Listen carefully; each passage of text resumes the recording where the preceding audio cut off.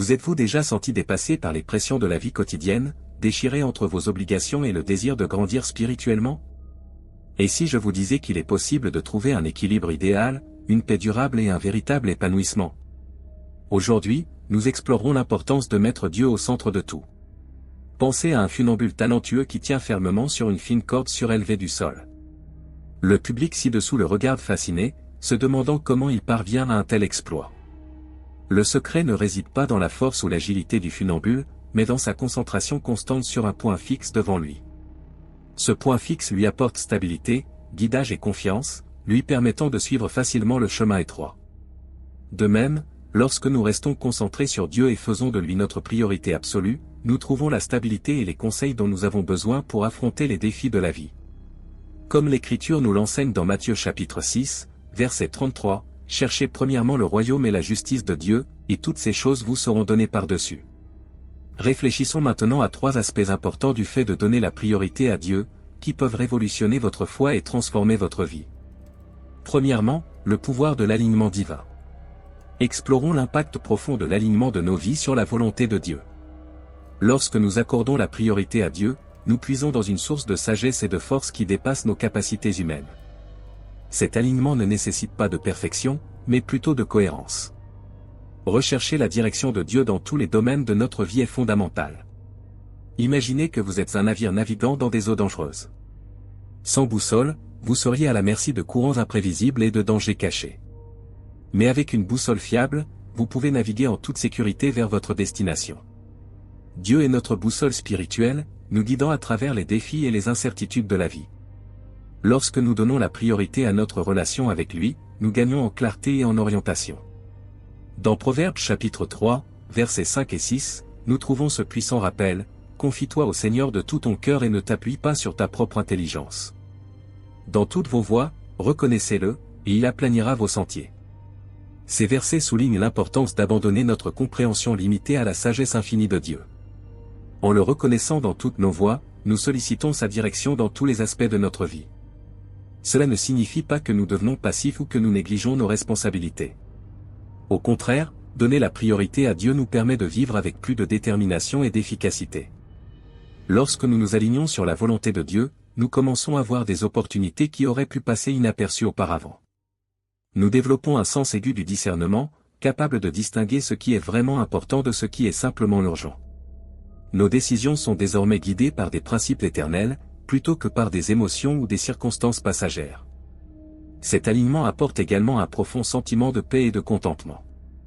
Dans Philippiens chapitre 4, verset 7, il nous est rappelé que « la paix de Dieu, qui surpasse toute intelligence, gardera vos cœurs et vos pensées en Jésus-Christ. » Cette paix ne dépend pas des conditions extérieures, mais découle de notre connexion avec Dieu, qui nous soutient dans les tempêtes de la vie et nous donne de la force dans les moments de faiblesse.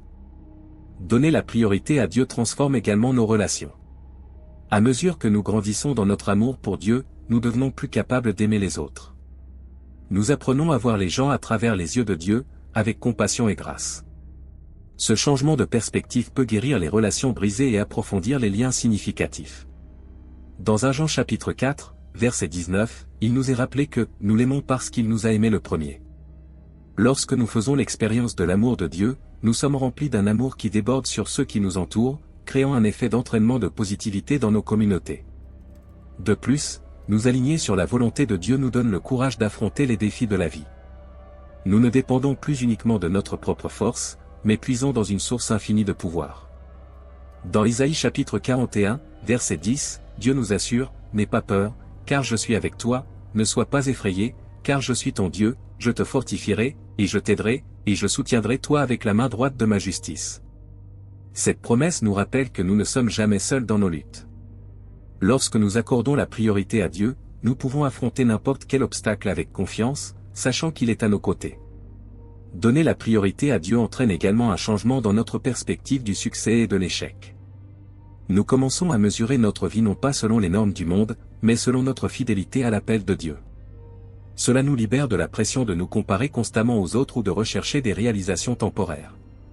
Au lieu de cela, nous nous épanouissons en vivant le dessein de Dieu pour notre vie.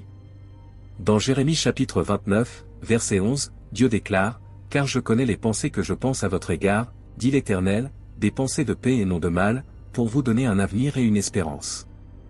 Lorsque nous nous alignons sur les pensées et les plans de Dieu, nous réalisons un avenir plein d'espoir et de but. Donner la priorité à Dieu cultive également un esprit de gratitude dans nos vies. Nous devenons plus conscients des bénédictions de Dieu, grandes et petites. Cette attitude de gratitude transforme notre perspective, nous aidant à trouver de la joie même dans des circonstances difficiles.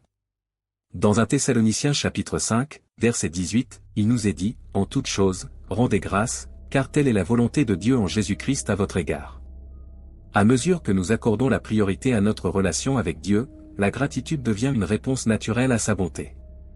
S'aligner sur la volonté de Dieu nous donne également une perspective éternelle, nous permettant de voir nos vies dans le contexte de l'histoire plus vaste de Dieu.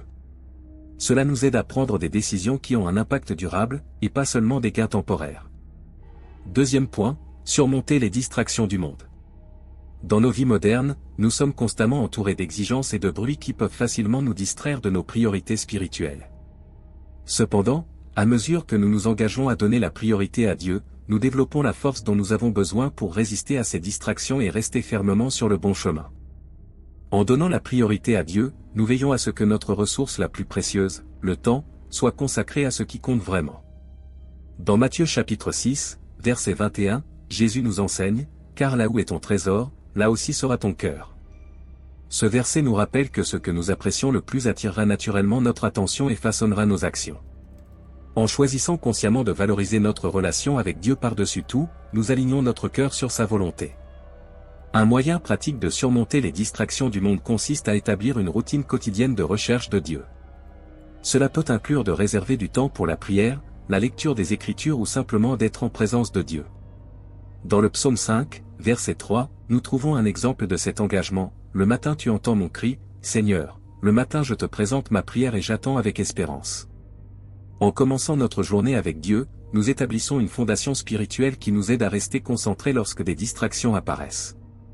Une autre clé pour surmonter les distractions est de pratiquer la pleine conscience en présence de Dieu. Cela signifie être pleinement présent à chaque instant, conscient de la compagnie divine constante. Dans le psaume 16, 8, nous sommes encouragés, « J'ai toujours le Seigneur devant moi. Avec lui à ma droite, je ne serai pas ébranlé. » Cette perspective nous permet de filtrer les bruits inutiles et de nous concentrer sur ce qui compte vraiment. Il est également important de reconnaître que les distractions prennent souvent la forme de bonnes choses qui nécessitent beaucoup de notre attention, comme la carrière, la réussite, les relations et les passe-temps. Bien que tout cela puisse être une bénédiction, il ne devrait pas avoir préséance sur notre relation avec Dieu. Dans Luc chapitre 10, versets 41 et 42, Jésus corrige gentiment Marthe. « Marthe, Marthe, tu t'inquiètes et tu t'inquiètes de beaucoup de choses, et pourtant une seule est nécessaire. Marie a choisi la bonne part, et elle ne te sera pas enlevée. » Ce passage nous rappelle l'importance de choisir la bonne part, prendre le temps d'être aux pieds de Jésus et d'entendre sa parole. Parfois, pour surmonter les distractions, il faut faire des choix difficiles et fixer des limites claires. Cela peut signifier dire « non » à certaines activités ou engagements qui nous éloignent de nos priorités spirituelles.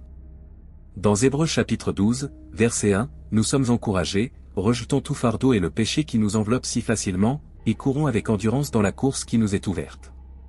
En abandonnant intentionnellement tout ce qui entrave notre croissance spirituelle, nous nous libérons pour courir notre course avec concentration et détermination. La technologie, malgré ses nombreux avantages, peut être l'une des plus grandes sources de distraction dans nos vies. Les notifications constantes, les réseaux sociaux et les options de divertissement infinies peuvent facilement consommer notre temps et notre attention. Pour lutter contre cela, nous devons utiliser la technologie intentionnellement.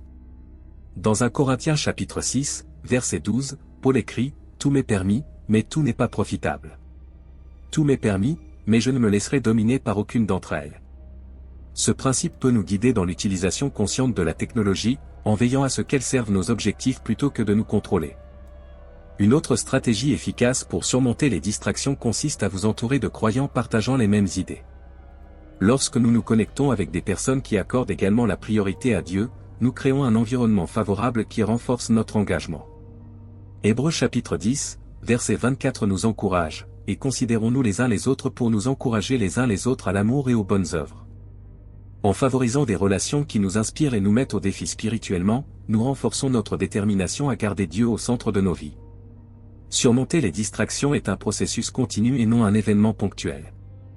De nouveaux défis et tentations surgissent quotidiennement, mais chaque fois que nous choisissons Dieu plutôt que les distractions du monde, notre foi devient plus forte. De plus, nous ne devrions pas sous-estimer le pouvoir de la gratitude pour nous aider à surmonter les distractions. Lorsque nous cultivons un cœur reconnaissant, nous devenons plus conscients de la présence et des bénédictions de Dieu dans nos vies, ce qui ramène naturellement notre attention sur lui. Colossiens chapitre 3, verset 17 nous dit, « Et quoi que vous fassiez, que ce soit en parole ou une action, faites-la au nom du Seigneur Jésus, en rendant grâce à Dieu le Père par lui. » En abordant chaque tâche et interaction avec gratitude, même les activités les plus routinières deviennent des occasions d'adoration. Mes amis, à mesure que nous pratiquons ces stratégies, nous devenons plus capables de mettre Dieu au-dessus de tout. Les distractions de ce monde perdent leur pouvoir à mesure que nous fixons nos yeux sur l'Éternel. Engageons-nous ensemble dans ce voyage, en nous soutenant et en nous encourageant les uns les autres alors que nous cherchons à garder Dieu au centre de nos vies. Enfin, troisième point, vivre une vie centrée sur Dieu. Réfléchissons à ce que signifie réellement vivre une vie centrée sur Dieu. Il ne s'agit pas d'atteindre la perfection ou de suivre un ensemble de règles rigides, mais plutôt de permettre à l'amour et à la sagesse de Dieu d'imprégner tous les aspects de notre existence. Lorsque nous plaçons Dieu au-dessus de tout, nous vivons une profonde transformation qui influence notre façon de penser, de ressentir et d'agir. Imaginez votre vie comme une belle tapisserie, chaque fil représentant une partie différente de votre existence, relations, travail, loisirs et croissance personnelle. Lorsque nous mettons Dieu au centre de tout, il devient le fil conducteur qui unit tous ces aspects dans un chef-d'œuvre époustouflant. Vivre une vie centrée sur Dieu commence par abandonner notre volonté à la sienne. Cela ne signifie pas perdre notre identité ou devenir passif, mais plutôt aligner nos désirs sur le plan parfait de Dieu pour nous. Une vie centrée sur Dieu est marquée par une croissance et une transformation continuelle. Au lieu de nous contenter de la stagnation, nous devrions chercher à mûrir et à nous développer constamment, permettant à Dieu de nous façonner pour refléter son caractère avec plus de clarté.